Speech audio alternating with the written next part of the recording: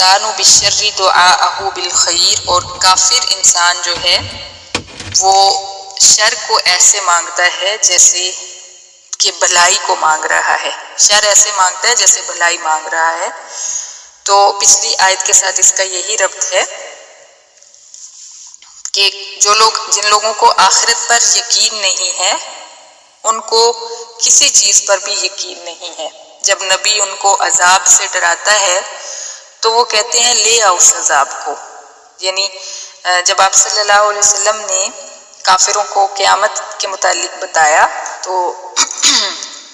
کافر جو تھے، خاص طور پہ ان میں نضر بن حارث تھا، ایک مکہ کا کافر، اس نے بیت اللہ میں جا کے اور کافروں کو اکٹھا کر کے اللہ تعالیٰ کا عذاب مانگا کہ واقعی اگر یہ نبی سچا ہے تو ہمارے اوپر عذاب لیا،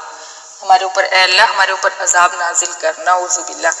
تو اللہ تعالیٰ فرما رہے ہیں کہ انسان بڑا ہی جلد باز ہے، بڑا ہی ناشکرا اور جلد باز ہے کہ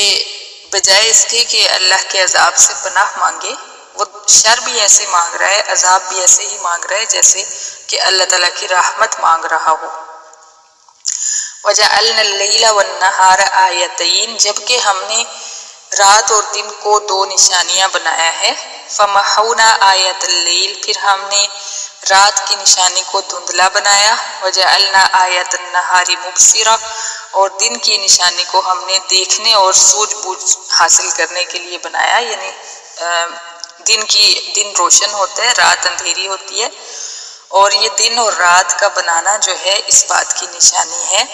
کہ ایک وقت آئے گا کہ یہ سارا نظام ختم ہو کے اس کو برابر کر دیا جائے گا۔ یعنی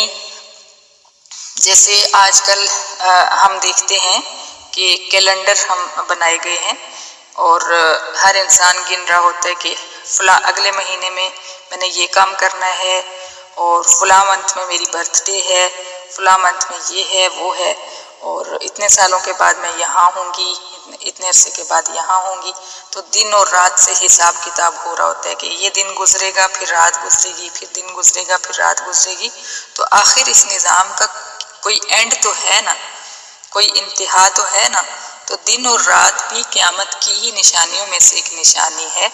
کہ ایک وقت آئے گا کہ یہ دن اور رات کا نظام جو ہے ختم ہو جائے گا۔ یہ اللہ تعالیٰ نے حساب کتاب کے لیے بنائے ہیں دن اور رات۔ تو اللہ فرماتے ہیں دن اس لیے بنایا لِتَبْتَغُوا فَضْلًا مِّن رَبِّكُمْ، تاکہ تم اس میں اپنے رب کا فضل یعنی روزی تلاش کرو۔ اب یہ دن نہ ہوتا تو انسان کی ساری ضروریات پوری نہیں ہو سکتی تھی، اسی طرح اگر رات نہ ہوتی تو انسان کی ضروریات پوری نہیں ہو سکتی تھی۔ تو یہ بھی تمہارے لیے اللہ تعالیٰ کی قدرتوں میں سے ایک نشانی ہے، اور یہ اس سے بھی پتہ چلتا ہے کہ ایک وقت آئے گا کہ یہ سسٹم ختم ہو جائے گا، کیونکہ جب قیامت کے بعد کا جو دور ہوگا نا اس میں یہ چیزیں نہیں ہوں گی، دن رات اور یہ وہ زمانے کی قید سے آزاد ہو جائے گی ہر چیز۔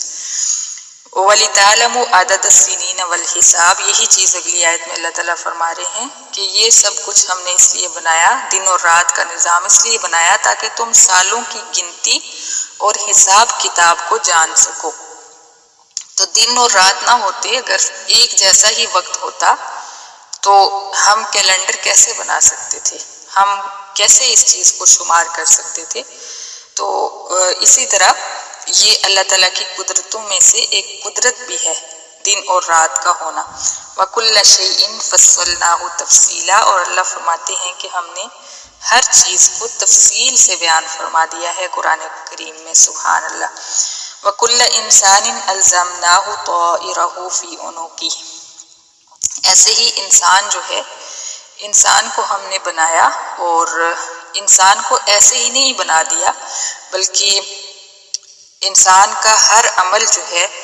ایسا نہیں ہے کہ انسان عمل کرتا ہے تو وہ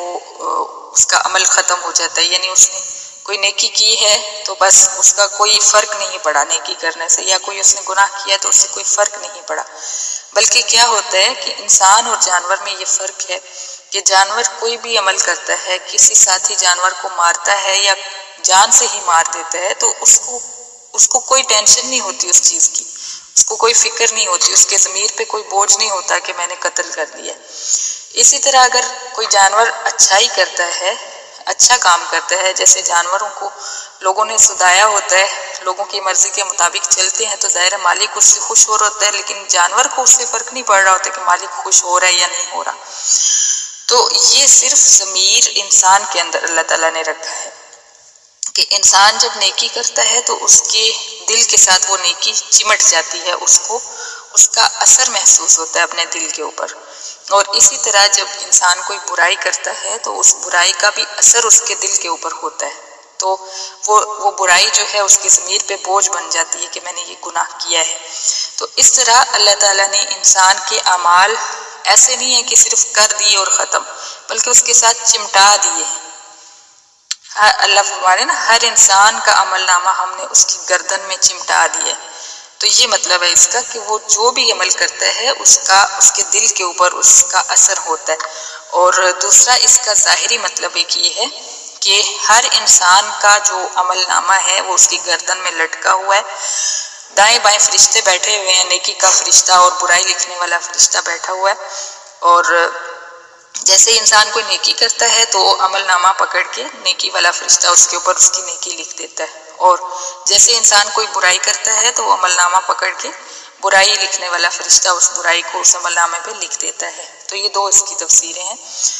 اور پھر اللہ فرماتے ہیں وَنُخْرِجُ لَهُ يَوْمَ الْقِيَامَةِ كِتَابًا يَلْقَاهُ مَنشُورًا، اس عمل نامے کو ہم قیامت کے دن کھلی کتاب کی صورت میں انسان کے سامنے پیش کریں گے. جیسے ایک ویڈیو بن رہی ہوتی ہے نا، ایسے ہر انسان کی زندگی کی ویڈیو بن رہی ہے. اب تو ہمیں ان ویڈیوز کو دیکھ کے سمجھ آ رہی ہے کہ ایسا ہو سکتا ہے، کیونکہ جیسے جو ہم نے CCTV کیمراز لگائے ہوتے ہیں ان کو اوپن کر کے ہم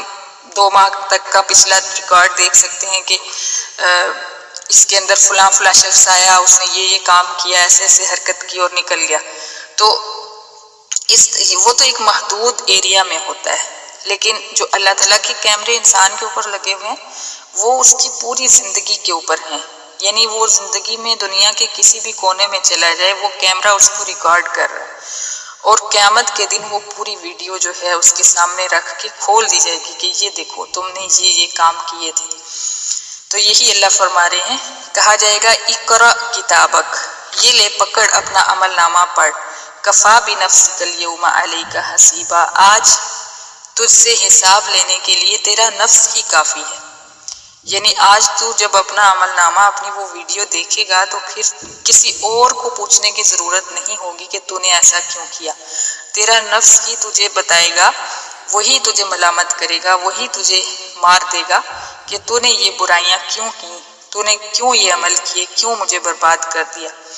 تو آج کسی اور کو پوچھنے کی ضرورت